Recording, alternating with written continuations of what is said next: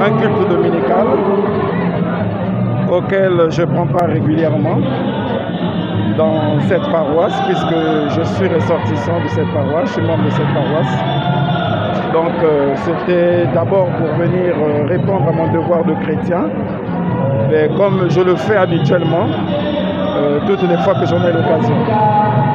Maintenant qu'aujourd'hui, la paroisse s'est donné un sens particulier à cela, profitant de ce que c'est le premier dimanche après ma nomination en tant que Premier ministre chef du gouvernement, et que les frères et sœurs de la paroisse aient pensé rendre ce moment de grâce à Dieu, mais je ne peux que me satisfaire de prières que j'ai reçues de mes frères et sœurs. Si vous avez suivi le président de la République dans son discours d'investiture, il avait reconnu les sacrifices consentis par le peuple congolais pendant cette période de crise économique et sanitaire, surtout pendant la période de crise sanitaire.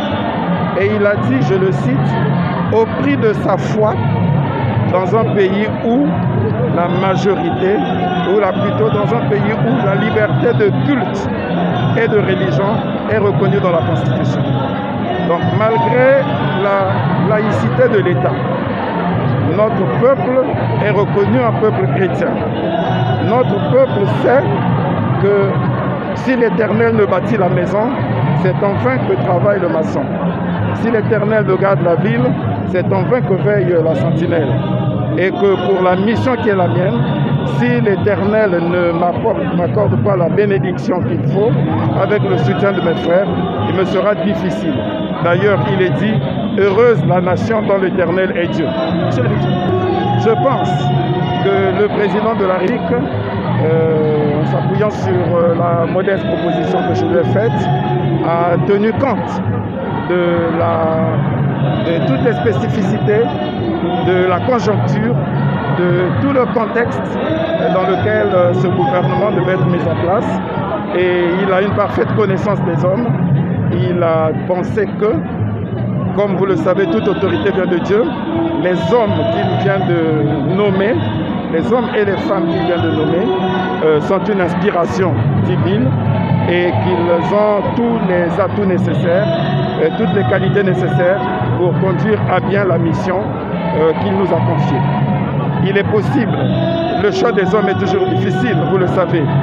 Je peux prendre l'exemple de notre Dieu qui connaît les hommes, c'est sa création, c'est sa propre création. Mais il nous rappelle bien que le cœur de l'homme est tortueux. Je peux prendre l'exemple de Jésus-Christ, qui est l'incarnation, qui a l'Esprit de Dieu. Mais quand il a choisi ses apôtres, il a choisi Judas qui l'a trahi, il a choisi Pierre qui l'a renié, il a choisi Thomas qui n'a pas cru en lui. Donc, vous savez, mais c'est tout ça, et ainsi que cela nous a été dit dans la parole de Dieu, il faut avoir l'esprit de tolérance, faire confiance aux hommes et penser que effectivement les hommes et les femmes qui ont été choisis travailleront pour le bien du pays et nous y veillerons. Le président de la République lui-même y veillera.